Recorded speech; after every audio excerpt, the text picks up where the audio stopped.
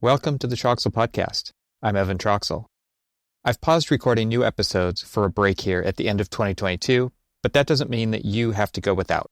In the spirit of reinforcing my intention to create on-demand resources that stand the test of time, and that these episodes are not the you had to be there each week when they were released type, please enjoy some of my select replay episodes that have great guests, fantastic conversations, and valuable topics for elevating the architectural profession, especially as it pertains to the role of technology in the evolution of architectural practice.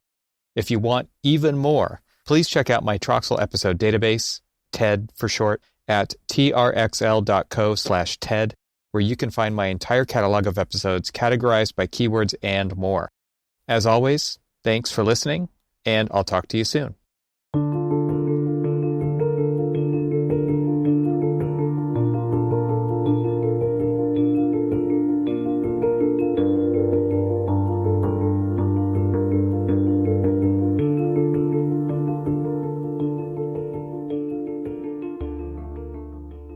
How have you been? I've been good. Yeah, it's been busy. I mean, the last since March, I've been in the office once since March. Yeah.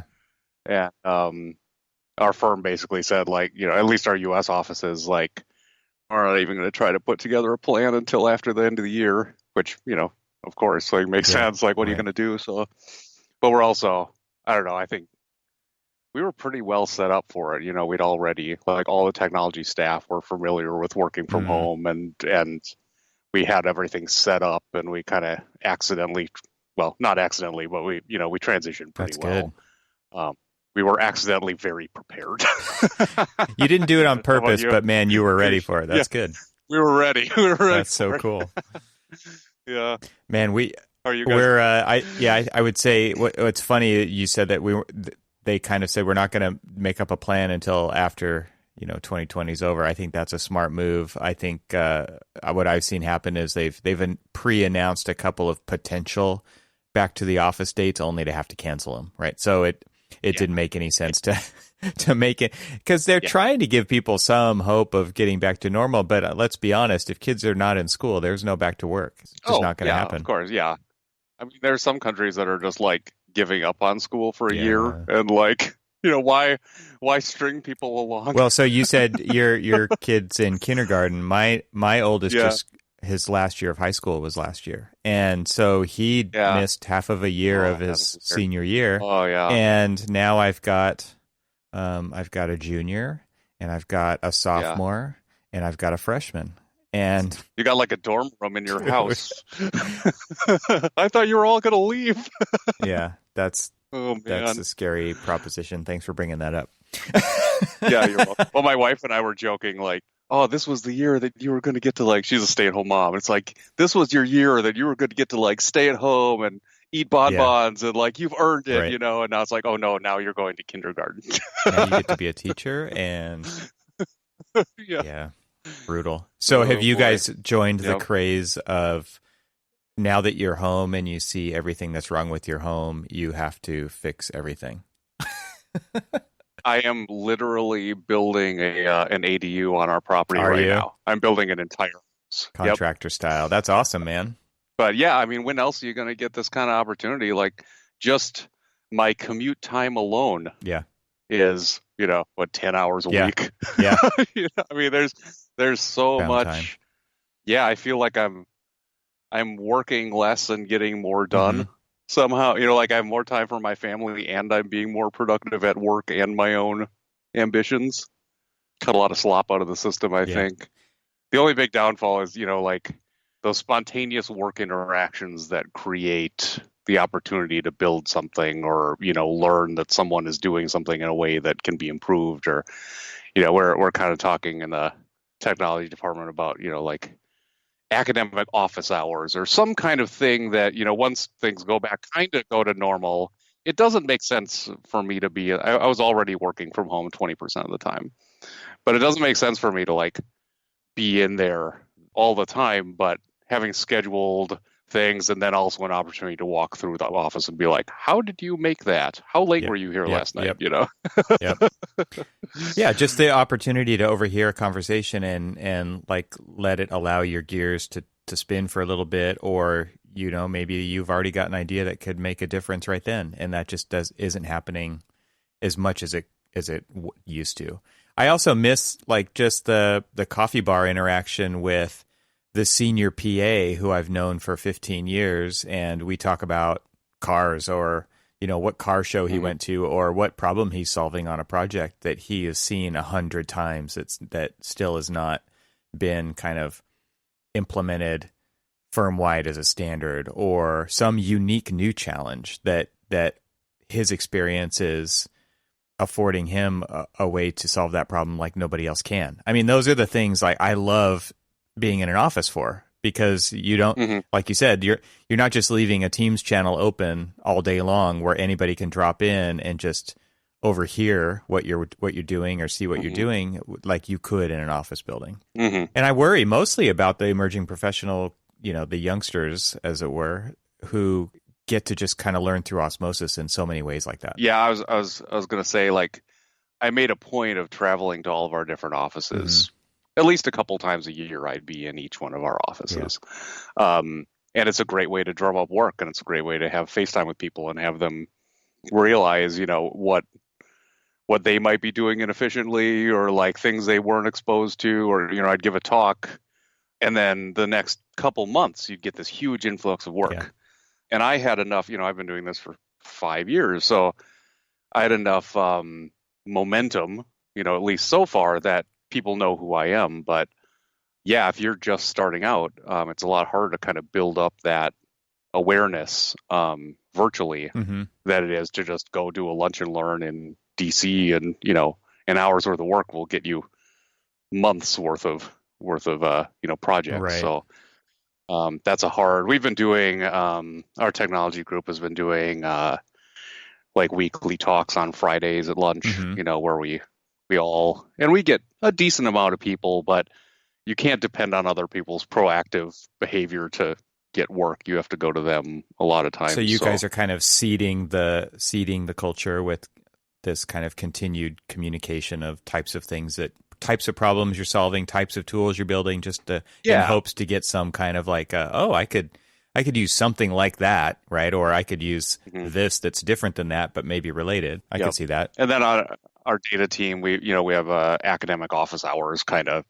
where once every other week, it's like an hour where bring anything you want, let's talk about data within the context of our firm. And that brings in a very, you're surprised by the people that show up. And it's awesome because you get contact, you just need a bunch of different avenues, I think, to try to get as many people as you can. Because, we've had people that weren't proactive about contacting people, and then the institutional knowledge of their existence just kind of disappears. Yeah. And then it's like, what are you doing? What are you doing here? Yeah. You can't just rely on being assigned things, because you're making it up as you go, at least as far as my trajectory. Right. Yeah, totally. It only doesn't exist. Okay, how do you sell this? Right.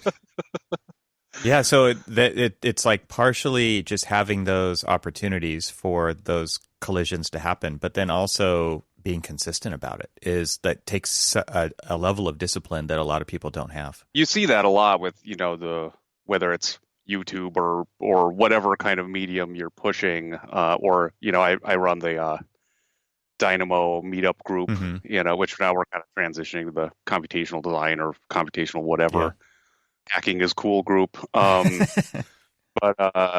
we've had ebbs and flows of activity as is natural. But when you can really string together a solid year of meetings, attendance just skyrockets because it's a predictable thing that people look forward to. Yeah. And I think that's the same for anything you're trying to push, that predictability of media, or contact. People know when you're coming and what to expect. That's where you really get traction, which is hard, darn near impossible now other than digital formats. So are you guys you said you had office hours, you've got this computational group that meets. Is it just like people are showing up with a presentation, or are you just showing up with, hey, I need help with this, or here's an idea, let's brainstorm it? Is it just all of the above? Is it just... It's kind of the office hours are like whatever you want. Mm-hmm. Just a conversation, and the people that are able to make things happen are there. And anybody can show up and just be like, our project is struggling with whatever, or we have an idea for this, or it's just a very loose kind of thing where the design technology kind of lunch and learns are more of we feature a different, last week we had shared details. Mm-hmm. The week before I did an intro to Rhino, and then my colleague Andy did so Rhino, but do you know this? Mm-hmm. Like the little more advanced. So within an hour, we covered the ends of Rhino, Mm-hmm. so everybody learned something. And I mean, I learned something from him when we were going over it. So and then there's always you sprinkle in Revit and Bluebeam and all the other things. Yeah. So there's kind of two avenues. One is prescriptive, and one is spontaneous. Yeah. I thought it would be fun to kind of talk about, because now you've talked about you're building an ADU. I remember I attended your desk university. Yeah, I saw you on there. It was good to see you, even digitally. A familiar name. Yeah. So then I got to see, and it was like somebody was like, that is the coolest background on Zoom I've ever seen. Right. So it's your garage, which you have set up with your 914 in the background, and you've got some string lights and a snowboard, and from what I recall. Yeah. So, I mean, and that to me just speaks to what I know about you, as far as like that was it really was the quintessential Dane Stokes backdrop. Okay. Right. and now we're talking about these computational design, and computational group, office hours, meetups, lunch and learns. Okay. So there's a few things there, and I think they're all threaded together by where'd you come from, right? So I think it would be cool to kind of just go back, and we talked about, as far as topically over email, what we could maybe talk about today, and it really kind of evolved from you just being a maker. So where did that all begin? I mean, and then how does that evolve over time to turn into what you're doing with that now? Yeah, it's a weird story. Whenever I've done a couple talks for, our interns or something, and it's like, how to get here? And I always preface it by being like, if you want to do what I do, you probably shouldn't follow my squiggly path. Exactly, because I kind of wander through life in weird ways. But I actually started out as I have always been a maker and a builder and a creator since the beginning of time. My dad he taught people how to build military aircraft for Boeing. So he was an instructor where he'd be like, okay, I need to teach people how to put rivets in carbon fiber today. I need to teach people how to use liquid nitrogen to work with whatever. So he always, my whole life I've been surrounded, and my mom is just a totally creative person that just, both of my parents kind of let me do whatever I wanted, and it was always geared towards building and creating and gardening and carpentry. So I was not a great high school student at all, not really interested in kind of the structured existence of school really at all. I didn't learn math till I was in my 20s, really. But I went to an automotive technical school called Wyotech when I got out of high school, and got a couple associate's degree in automotive fabrication, chassis design, body work, painting, upholstery. Basically, a degree in automotive restoration. And then ended up at a race shop in Las Vegas that did engine conversions on Porsches, which is why I have an STI engine in my 914. That was kind of we sold kits to do engine conversions. We also did cars in house. So mine was kind of the test bed. We designed, the kit to put a Subaru engine in a 914. I did that for about 2 years. I raced competitively. I was the head of research and development for that team. But by the time I was 22, I had back problems, and I could see that you don't see a lot of really old mechanics. And Yeah. it's not. I was like, I can't retire. I can't retire in this. I can't keep crashing cars and racing and lifting transmissions. So I thought, mechanical engineering seemed like a reasonable collegiate, avenue. So I went into mechanical engineering. In order to start engineering, you have to test into Calc 1. Mm-hmm. And due to my my high school and academic career or lack of interest in math, I didn't qualify for anything. I literally tested from number skills all the way through to get into Calc 1 in one sitting to get into college. Mm-hmm. And I just got all the For Dummies books from like number skills to geometry and algebra and so going into Calc 1 with no understanding of anything. And pretty quickly I realized that engineering was too focused. I spontaneously started oil painting because half of my brain was being starved. And then it was like, okay, what's like easy engineering with more art in it? And it was like, oh, architecture's cool. I've never been interested specifically in buildings or the AEC environment. I've just been interested in making things. Mm-hmm. So I went to University of Boulder, got an undergrad degree there. That's where I really got interested in kind of Grasshopper. And it wasn't because of Grasshopper, it was because I was building complex, kind of feature walls and stuff, and doing it manually didn't make sense. It was too hard. It took too long. So, I was never really much of a computer person, but computer enabled me to build real things better and faster and more complicated. So that was kind of how I got into that. And then I got a master's degree at Penn, which really upped I got in with like advanced placement, and I had basically a whole year of electives to take. So, and from any school I wanted. So I did robotics classes and bookmaking classes and programming classes and just really kind of diversified my architectural education into something that was like very tech savvy, but still very grounded in fabrication and the affecting the real world with digital processes. Mm-hmm. So I interned at my last year of school. I interned at ZGF in the model shop, and they were planning on kind of they moved their interns all around, so you get a flavor of whatever. And when it came time to leave the model shop, I basically didn't leave. Yeah.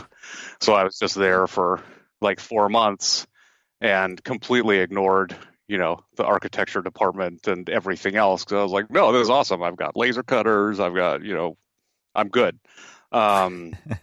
So when it came time to get a job, I went back to ZGF, started as an A1 in architecture, and in less than a year, I had transferred over to technology and kind of made me my own.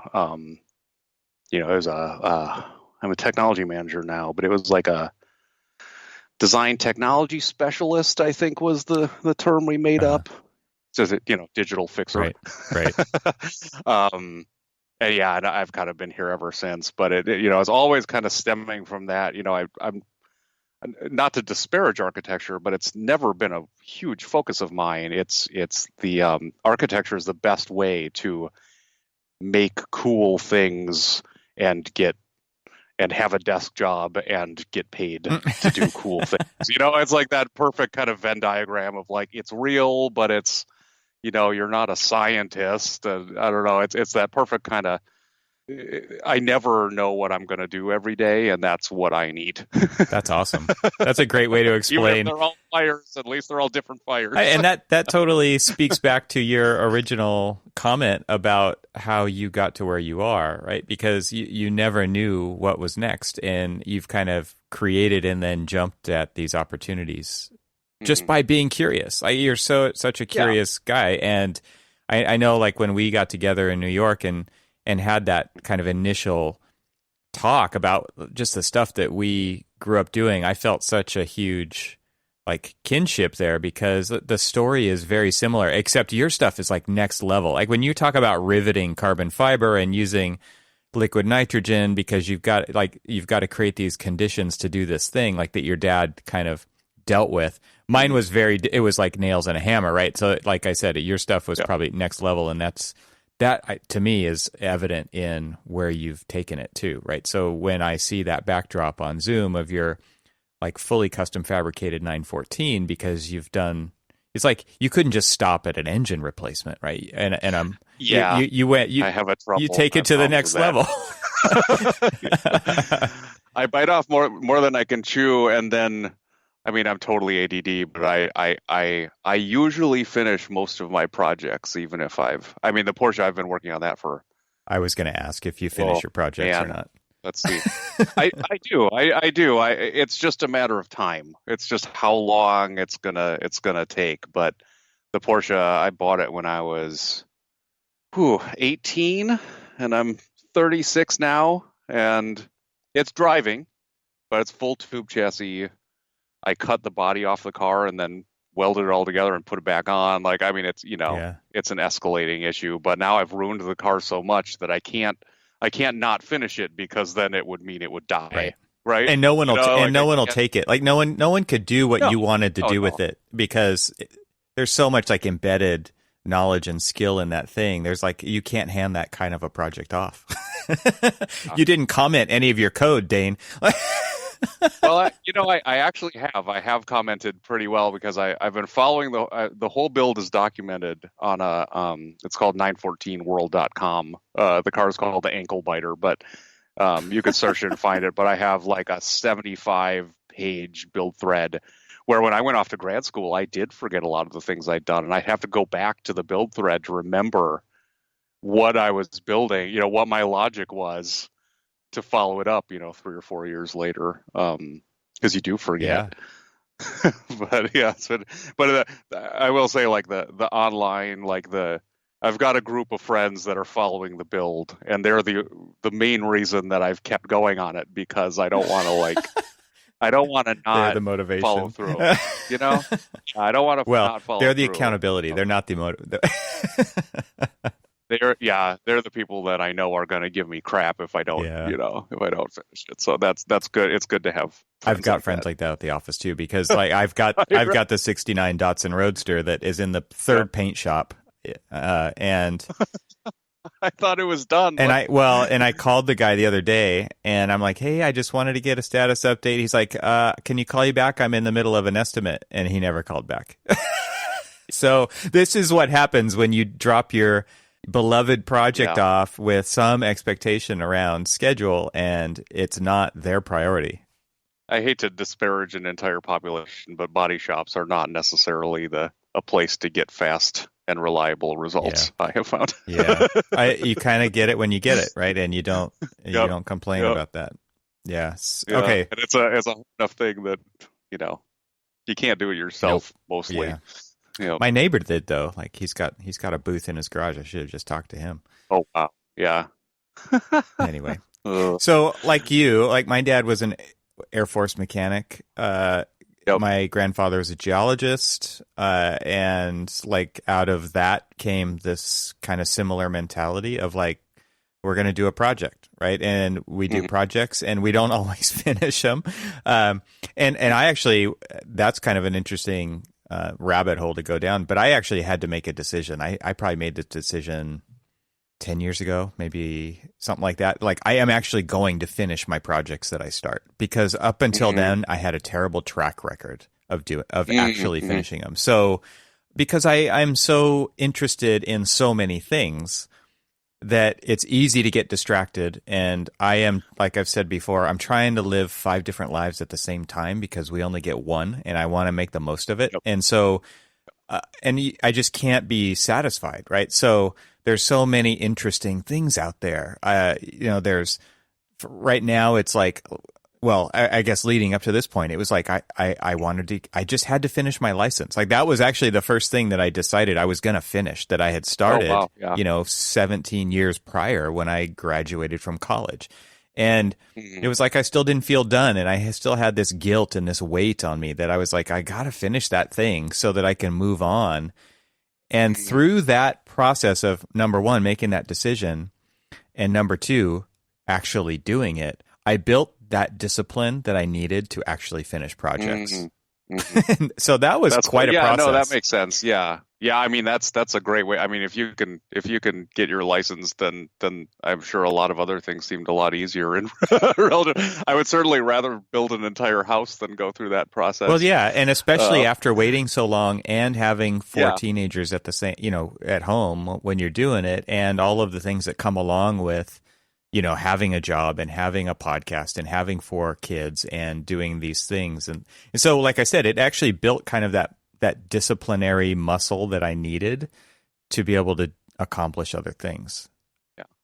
I will say, like, a lot of projects that I don't finish are the ones that are, my work, because I'm sure you've experienced this too. Like when you're interacting with teams, the goals change a lot, or whether they need something or not changes a lot, or whether they have time for something or deadlines or whatever. So I do have, there are, 50 unfinished projects, but that doesn't mean that you're not going to finish them. And that doesn't mean that you don't come back to them. Because I think as much as we say, like, all of our buildings are unique, precious jewels that can never be repeated, like, the process is not that different, and teams run into the same problems again and again and again. So even if one team didn't, backed out of a thing they wanted, neurotic documentation and saving of, no matter how far you've gotten in a process, it's still farther than nothing. Yeah. I've gone back to, just the other week, I went back to like 2016 and pulled out a script I had done and tweaked it to do something totally different. But you got to have things in your toolkit. Even if the tool isn't done, you've at least done enough exploration to make informed decisions. You've done enough building to know whether something's possible or not. And I think that kind of, there are places where it's okay to only do half of something and then pick it up 5 years later. It doesn't really matter. You might be like opening up a Dynamo script and being like, okay, let's build this in Rhino inside, but the logic is already figured out, and you see where, like, oh, Revit won't let you do that, and it doesn't matter what program you're using to hack it. There's certainly, I have very neurotic documentation of my process and the deliverables, because you got to keep marketing happy too, right? Yeah. It's got to make the shiny. Yep. Yeah, you got to make the bells and whistles that people can show off, for sure. Yep. But yeah, I think that's an interesting point about this kind of messy process that we find ourselves in, and to me, that doesn't really square with the idea of, like, I think it's come up before in meetings that you and I have been in together, which is big data, AI, right? And it's like, okay, show of hands, who's doing this? And no hands go up, right? It speaks to that process that you just explained, right? Because there isn't consistency and there isn't completion, because it isn't required all the time. A lot of that stuff is just waste of the process. Much like a leftover sheet of plywood that's cut in some weird increment on a job site, right? It's just, that's what it took to get to the end. It didn't really need to be useful beyond that point. And the industry, our industry, architecture, has a problem with that in the marketing side of things, which is, we want to be saying that we're using big data. We want to be saying that we're using AI to help us make these decisions and augment our people with good, clean.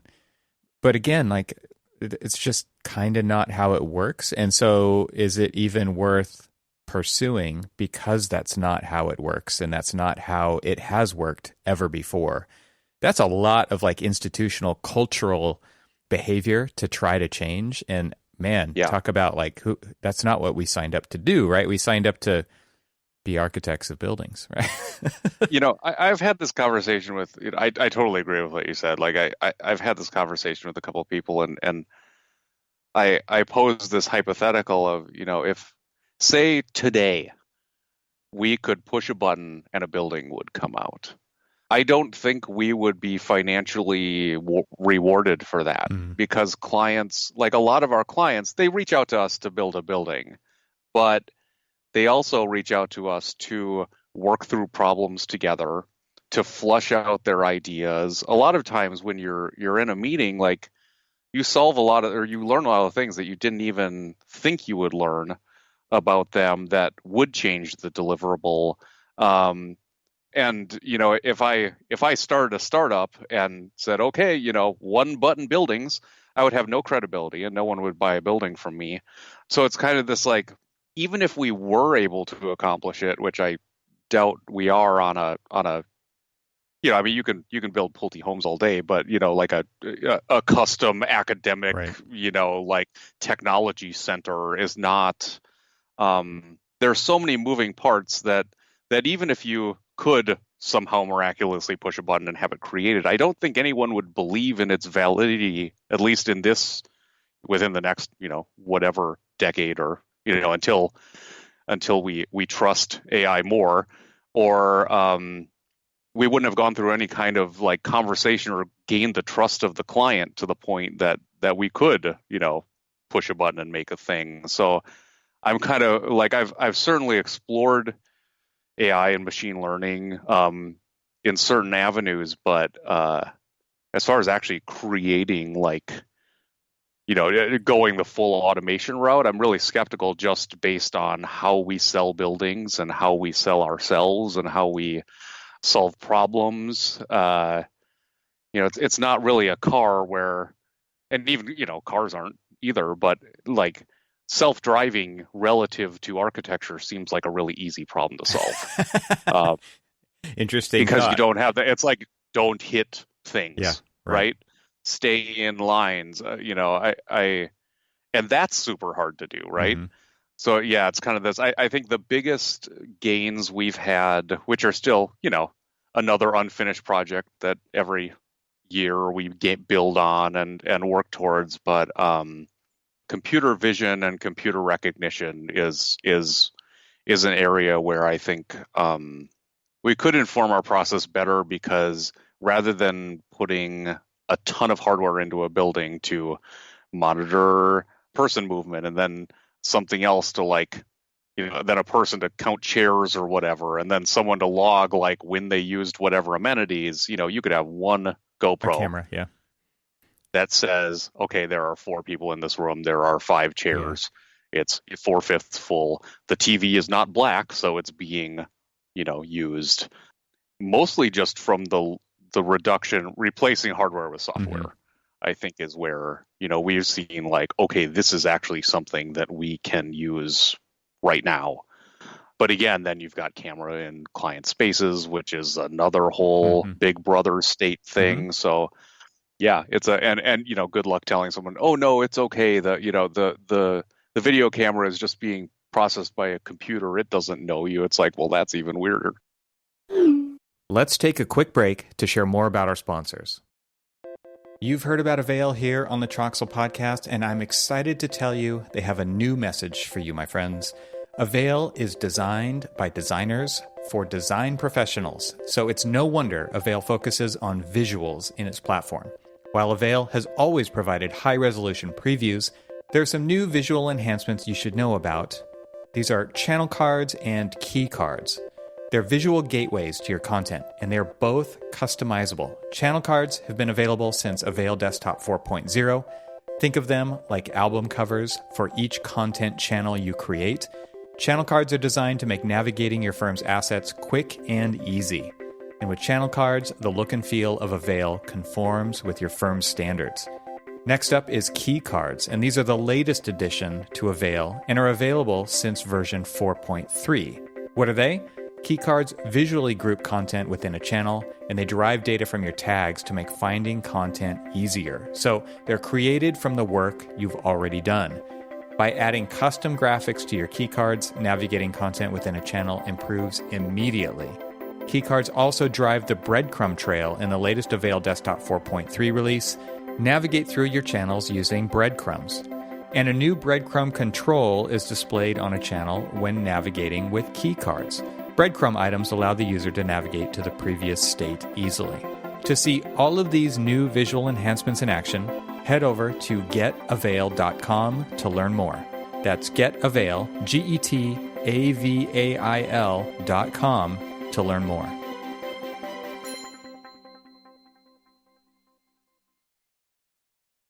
And now let's get back to our conversation.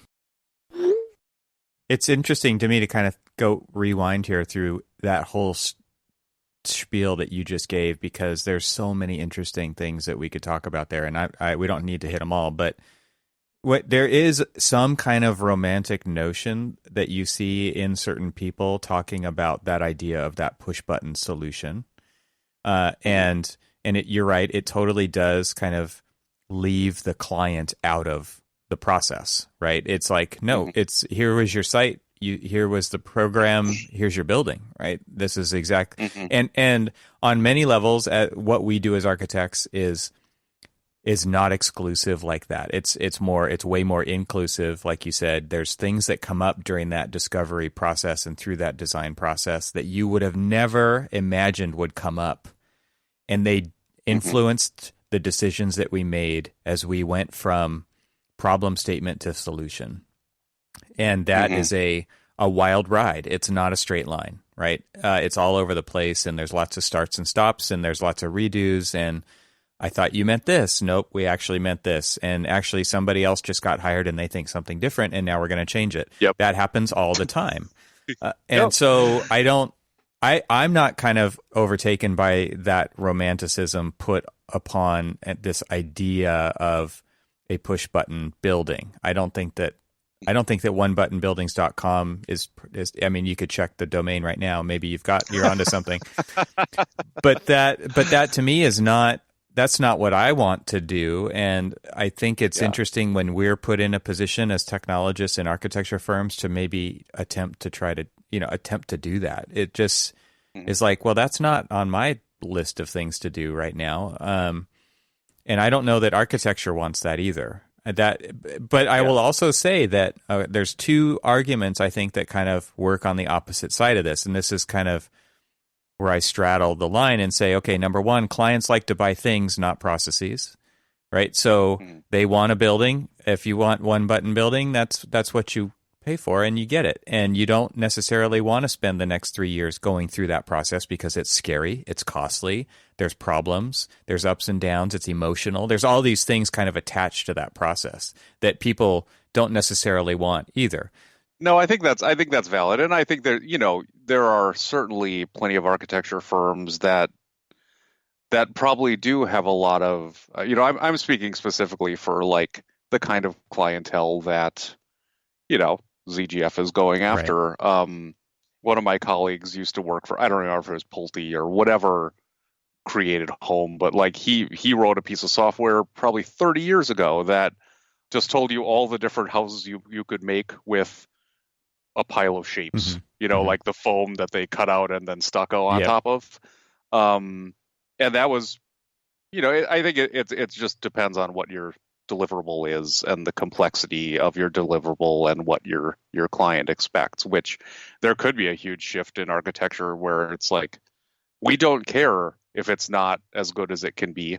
We want something efficient and we just want it cheap and done, which, you can buy a pole building that it probably wasn't created by AI, but it has like 2 parameters going into it. So it's not as complex of an issue. But I mean, I can tell you, like, as far as trying to just from the perspective of Dynamo and Rhino Inside and basic C# automation within the Revit environment, even the variables there, it's really hard to reuse tools, even from project to project. Right. The variables are just so, and I think a lot of that is just a lack of standardization and a lack of understanding of what needs to be standardized. But it's also just kind of the nature of the craft, I think, which I don't know what, in 100 years, what will no longer be sacred or what expectations will be. But, I can tell you right now, it's automation in architecture. There are a couple things that you really do see all the time, renaming room elevations and these kind of, they're more a default in Revit's programming than anything else, but like these are things you have to patch. But yeah, the conscious generation of architecture is, actually I gave it's one of the favorite talks I've given to the AIA. It was like the TAP technology and practice this last year. They have their conference in DC, and they put it together where there was someone had to speak for a topic and someone had to speak against it. And I got to speak against automation and computational design, which was like such a treat because we have to be such cheerleaders all the time, and to finally talk about, you know, like the real struggles there are. Yeah. But there were a couple points I made in that talk that one of them was about generative design, where that's kind of the middle ground. Like, okay, it's not AI, but it's, you know, it's like taking parameters and changing them, and then you can see like what's been done. But all of the times that I've done automatic optioneering for teams, they have been completely uninterested in it. And I was kind of wondering why. You know, is it me? Am I making bad options? Like, is it, you know, is there too many options? But it was that we go through the scheme and option process not to make options, but to understand the problem better. To learn. Yeah. I think to learn. And if you make 10 bad things, then you understand what good is better. Exactly. And you have the justification for it. Exactly. And the automation of that process kind of irks me. And I think there's a correlation between that and any other thing you're doing unconsciously, automatically, in a design where maybe you don't understand it as well. And you know, along those lines too, I you know, when you're automating a process, that anyone that's capable of automating a process probably isn't dedicated enough to architecture to understand what they're doing. You know, understand what the problem is that they're solving. They have the ability to automate. Like, I don't know what I'm creating necessarily in an architectural context. I can create it, but I don't know if it's right or not. I need to rely on real architects with years of experience to tell me, like, yes, that's how, you know, a room data sheet goes together. Well, and how did they get that information, right? How did they get that knowledge, I should say? And it was through making all of those mistakes over all those years. Yeah. And to me, like, that's what I'm thinking when you're talking about this is, number one, you're learning through that process, but it doesn't just apply to this project. It applies to all projects from now on. And by going through that process and by learning those things of what does and doesn't work, like I said, it doesn't just apply to this project. So on another one that has a similar problem, during one small piece of that process, you can be like, oh, I've already tried that and it didn't work, and here's why. Let's move on to the next interesting problem. And I've certainly created tools that, you know, like, say a beginning architect who is more conscious of the technology available to them says, like, this task is so boring, I don't want to do it, which is awesome. Like, I tell people, like, if you're bored at your job, then chances are we can probably automate what you're doing, because you should be doing like fun, engaging, you know, like let's you know, you play with massing studies while I figure out detail tags, right. You know, like, but both of us combined might not necessarily understand what we're actually trying to solve, because, you know, I can solve it and they can do it, but there might be, you know, more advanced things in play that we don't understand. So I had a conversation with a software developer that, you know, they're like, in that talk, I had said, you know, like, you might get an inferior product by automating something. And he was like, why would it be inferior? It's like, because no one that actually knows what process is being automated is taking part in this process. Like, someone new might ask for a thing and I might build a thing, but neither of us have done it for real or understand why we're doing it. So that knowledge feedback, like, how do you integrate, how do you codify that, you know, 50-year knowledge into a tool, rather than just blindly solving a problem maybe you don't understand?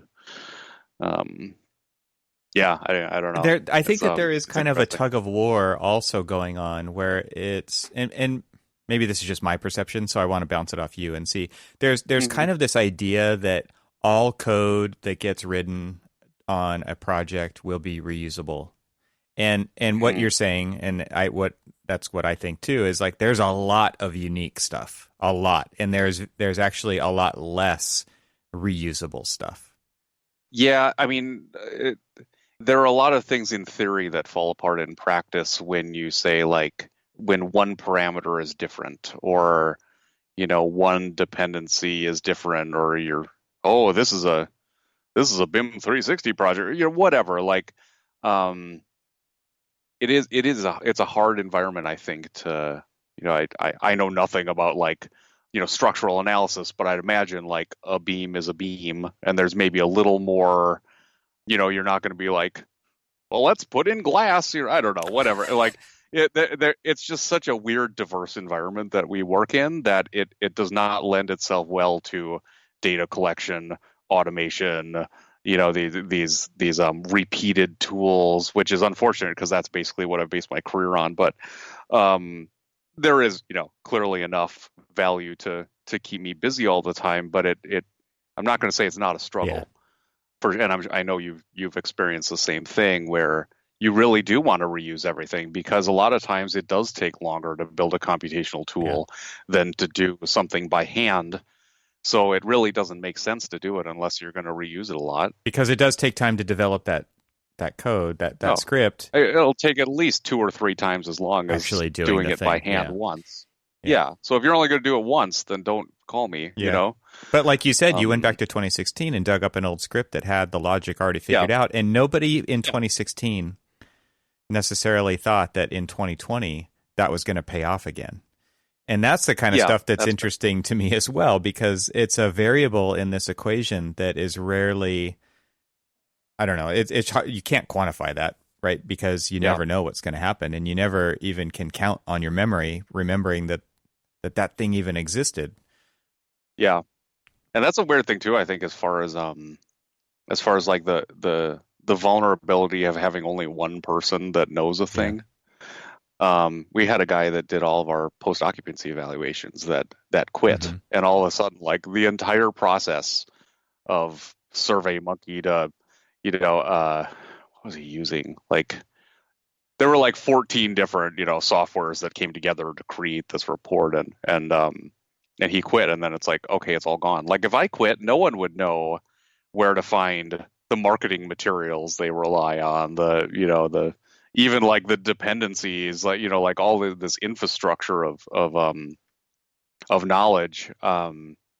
It's been codified, but no one knows how to uncode it. It's a weird place to be for staffing and just institutional knowledge. Like, we all have codified knowledge, whether it's digital or in our brain, but staffing changes. How does that? Do you keep the knowledge when someone leaves, or is it just in a different bucket that you still have it, but you don't know how to unlock it? Or the relying on a single person for an entire process is an interesting conundrum. So this is something that I think you guys, I'm not going to give you 100% score on this quiz right now, but you guys inspired me, and you've created, I don't know how much you want to talk about this kind of web project that you guys have, but you did create some semblance of a way to document, at least with Rhino scripts, Grasshopper scripts, so that somebody else opens it up and kind of can figure out what the hell's going on in there. And to me, that was, not coming from a programming or a coding or even a no-code background, just from like a direct modeling background. That was never a thing, right? Like when you're just modeling and you're putting together pieces, there's no codification of that. It's more of an architectural training, which is composition and light and shadow and space and all those things, which on some level is obviously it's experience and it's all these things, but it's not like a repeatable process like code is. So you guys actually put together kind of a resource. And what I guess my question is when you talk about this idea of somebody who has this kind of this knowledge base and they win the lottery and they walk away, do you guys take a proactive stance in training people so that there's not just one person, or is that just something you're trying to figure out as you go along? Because I know you guys have done other stuff where you do start to put together these standards of coding so that somebody else who comes along can hopefully figure out how to decode it. Yeah. I mean, I think anyone that's using any kind of code, should annotate, assuming that someone is going to go into it totally blind and have to figure out. And we are reasonably good about that. I think where it falls apart is actually the skill sets of staff and how many people. You could explain the thing entirely, but probably 95% of architecture staff wouldn't even be able to open the program. Not any fault of theirs. It's just like not. They don't do it every day. Not their expertise. Yeah. It's not. They don't do it at all, and that's fine. But if someone can use Grasshopper, say, annotation would certainly help. Building it in a way, grouping things and pairing, logic clumps together is certainly helpful. But I don't know where the stat came from. It's probably not real, but it feels right. Like, if you have 10% of your staff that can open Grasshopper without running away, you're doing better than most firms. Yeah, that does feel right. So, there were a decent amount of people using, some people using Grasshopper at ZGF, but I was like the only technology staff person that was really like a firm resource. Mm-hmm. So there's a lot of pressure. Like, I get hit by a bus, we lose a lot of tools. That's why I said win the lottery, Dane. Not. Yeah. Let me be pessimistic here. But now that computational design has become a little more mainstream, we have a handful of people that anything I've built, they can usually open up, and they might need to call me and be like, what did you do here? But generally you can take it apart and understand how it works. But even still, if I'm running into, problems like, I'll pick on Dynamo because I have. We love to pick on Dynamo. Because we love it. Yeah.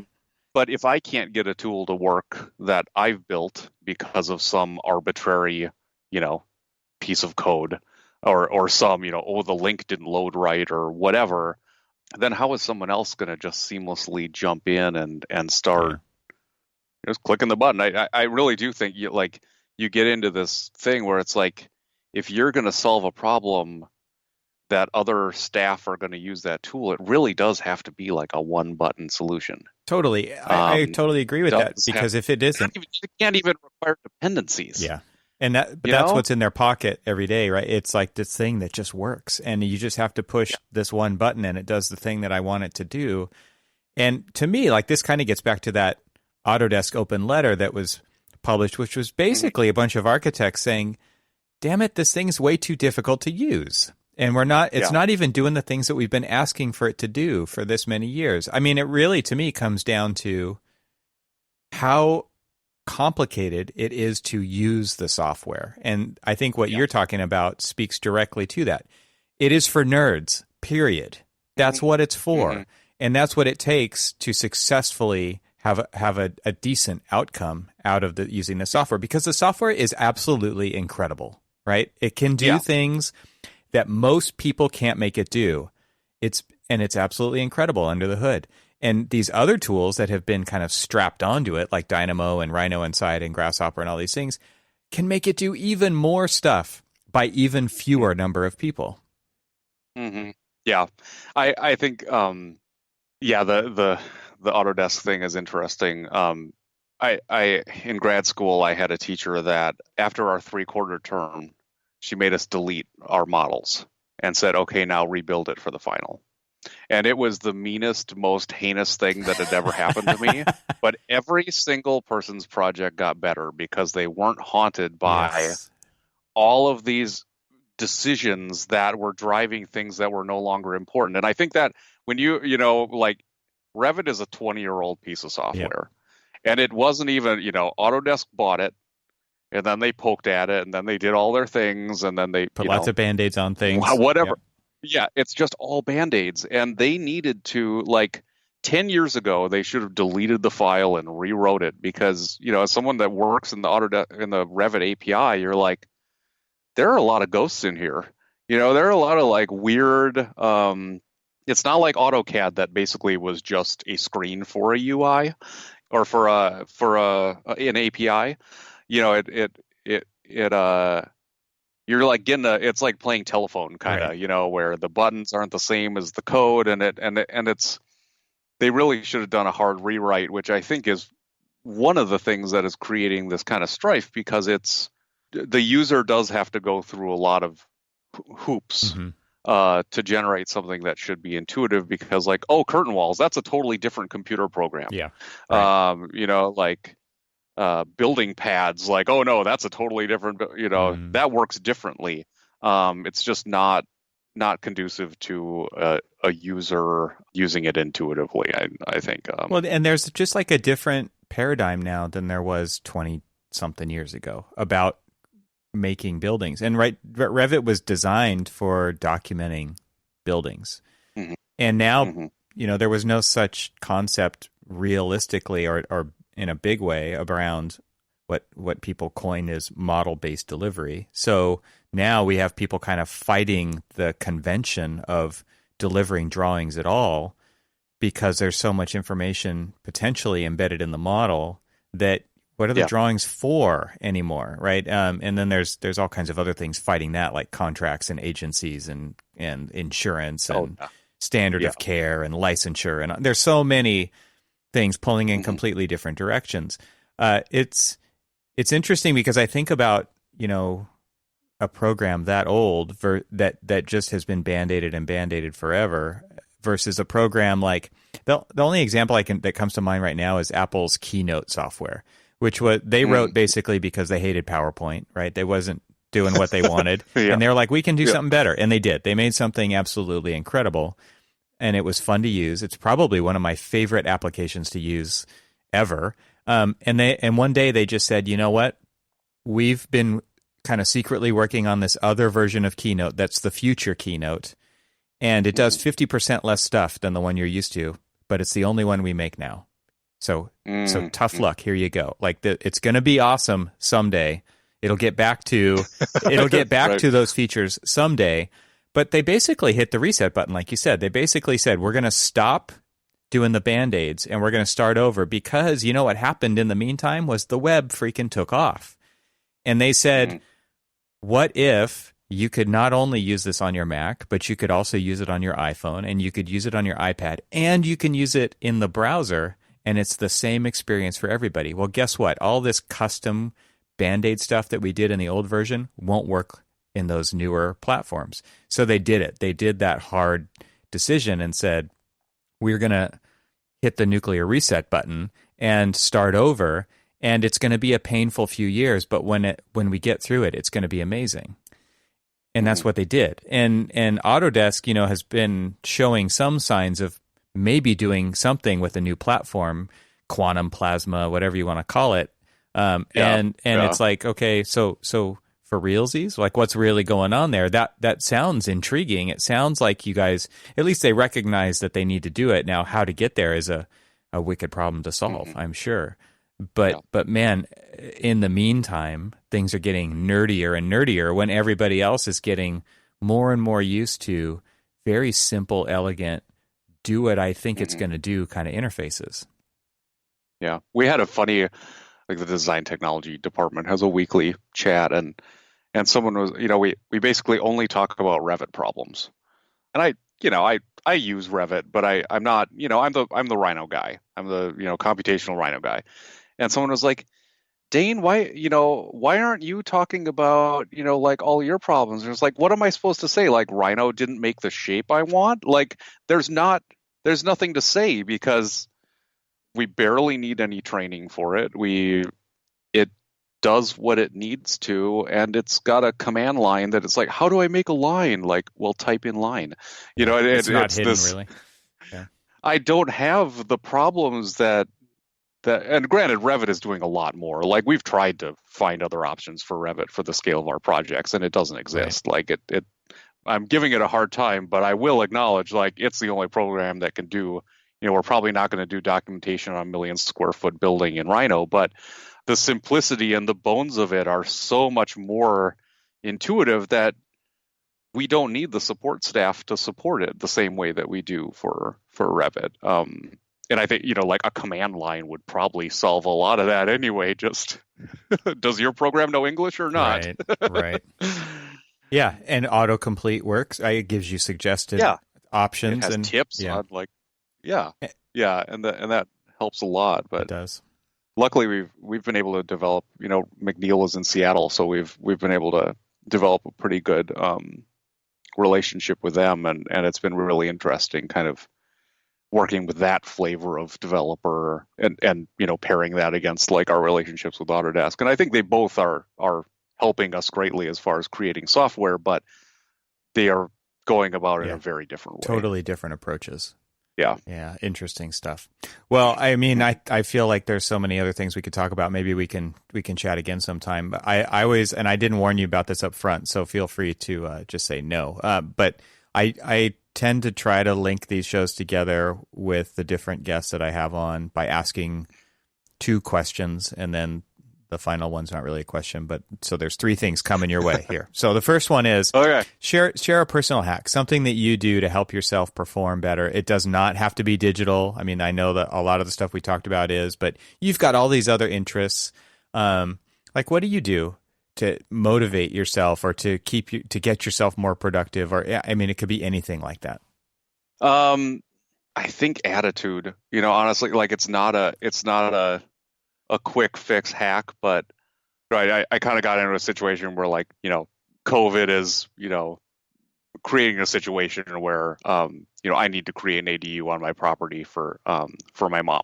And I'm like super stoked about, it solves a lot of problems for all of us, but I could be really frustrated about having to take on this extra burden and all the work. But at the beginning of this project, I was like, I am going to embrace this project with like love and hard work and positivity, and I'm not going to get down about this. Like, this is going to be awesome. And it's the first project that I really, I focused on my mental state as much as my planning and physical, requirements. And it's really helped a lot, I think. And I've transferred that to other things that are frustrating, and just trying to be mindful and conscious and just come from, whether it's work or whatever, just come from a place of positivity and love. Especially in this hellhole of a world that is developing. Man, we need to just be as mentally positive as possible to try to neutralize just everything, right? That's a great point. And so I think that's something that I've kind of learned. I'm not an angry person or whatever, but like being conscious about your mental state as you approach a problem pays dividends in many other more physical aspects of that project, I think. Is there anything that you do to help yourself get into that state? Because to me, I think that's where like you have to develop a muscle memory around that over time, or you need a sticky note on the monitor, something to be like smile, whatever it is. And so I'm wondering like if you do anything to help yourself get in that state so that you can set yourself up for success on a project like that.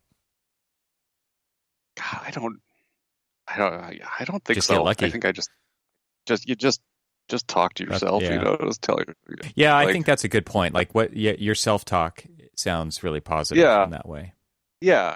Just be nice to yourself. Like one of my biggest pet peeves is people saying that they're stupid or that they screwed something up. And it's like, that is life. Like the only reason you know how to do things is because you've done them wrong before.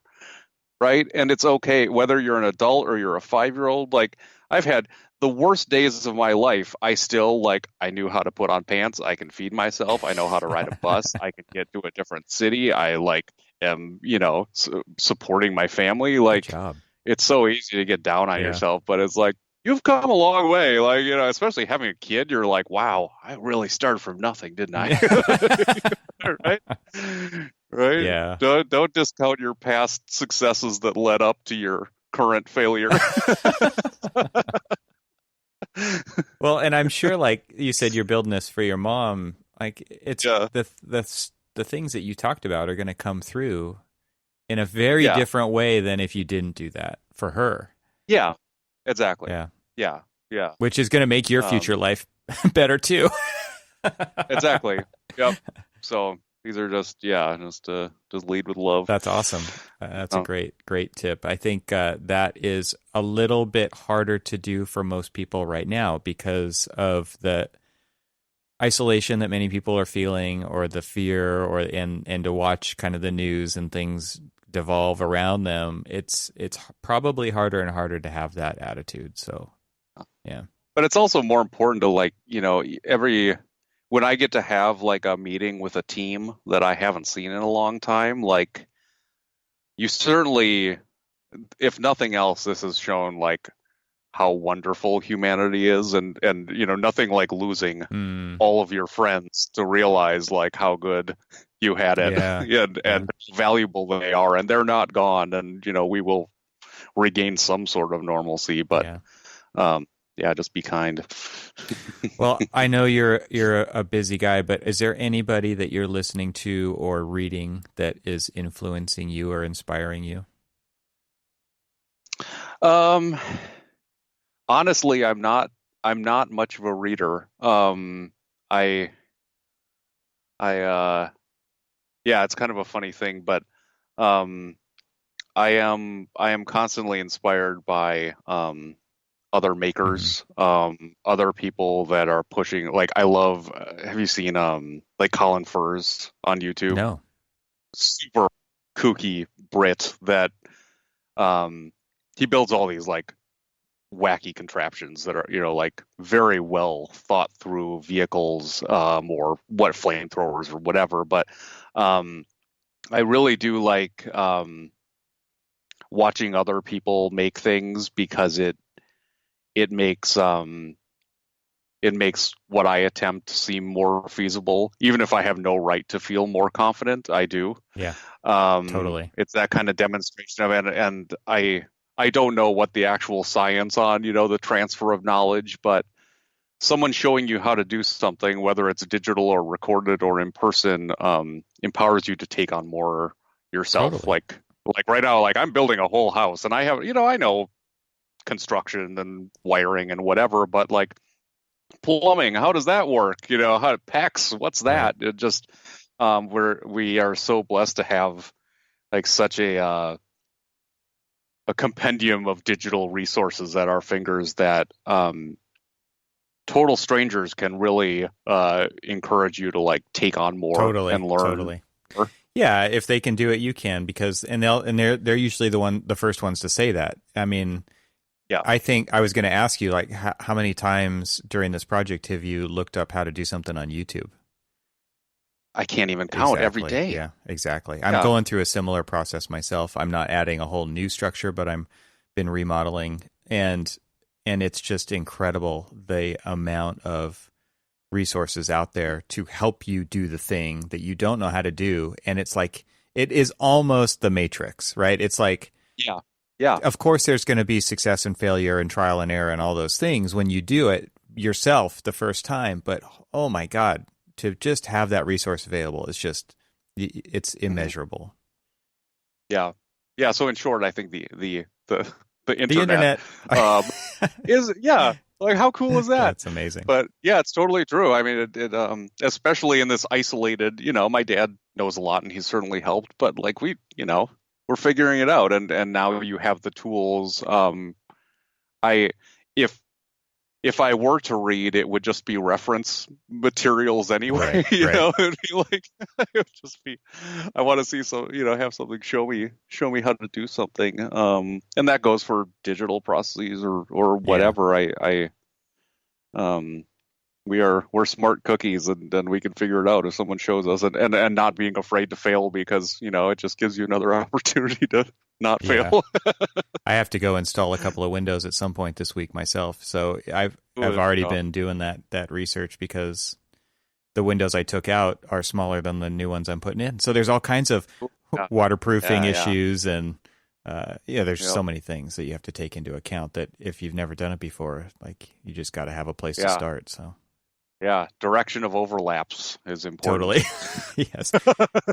Okay, first, understand gravity. Second, understand water does not just go... wind. Yeah. I was going to say, it doesn't just come from the up to the down position. It goes sideways and, man, so many things. But I just a quick aside, like I want to tack on to that concept, having a kid is really interesting because I mean, maybe it's a side effect of whatever privilege I've had, but like I'm not afraid to screw up if it was honestly done. If it was in the intent of doing something right, and if you learn from it, and there's no such thing as a failure. If you've learned from it, and teaching my daughter, who initially, I don't know where it came from, but initially it seems like we're programmed to be horrified of failure and like frustrated by a lack of success. And I think that takes a lot of discipline to kind of like realize that it's just part of the process. Yeah. Yeah. And I think something that a lot of people get trained towards is perfection, right? Instead of experimentation and fail fast and learn from it. Or even putting your mistakes on display, right?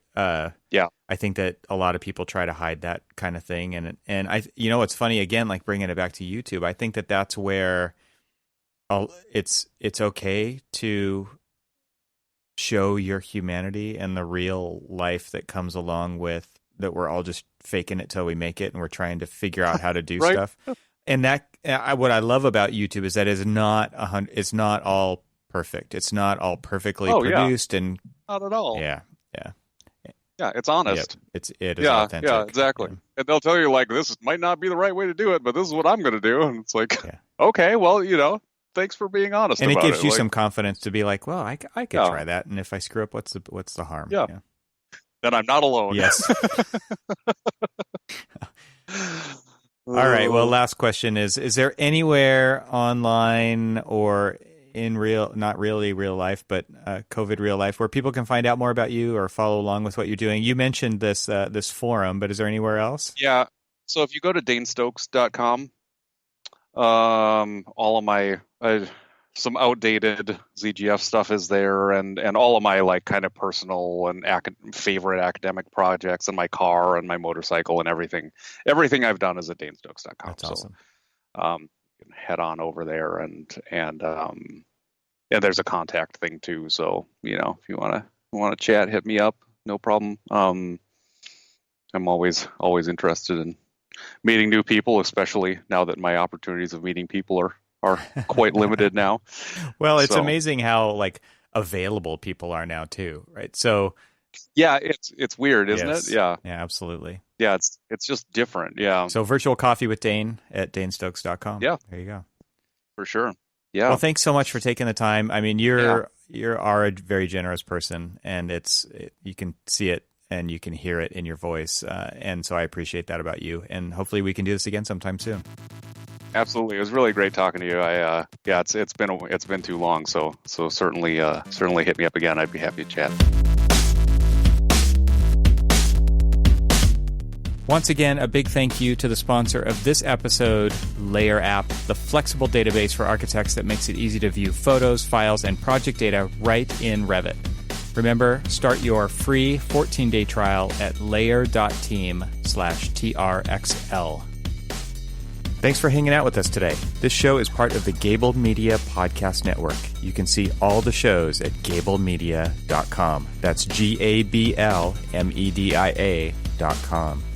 You can help support what I'm doing here by leaving a 5-star review on Apple Podcasts to help get the word out, and of course, share it with your friends.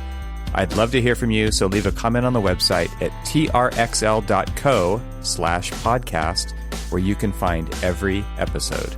You can also follow me on Twitter and Instagram and YouTube. Just search for eTroxel. Talk to you soon.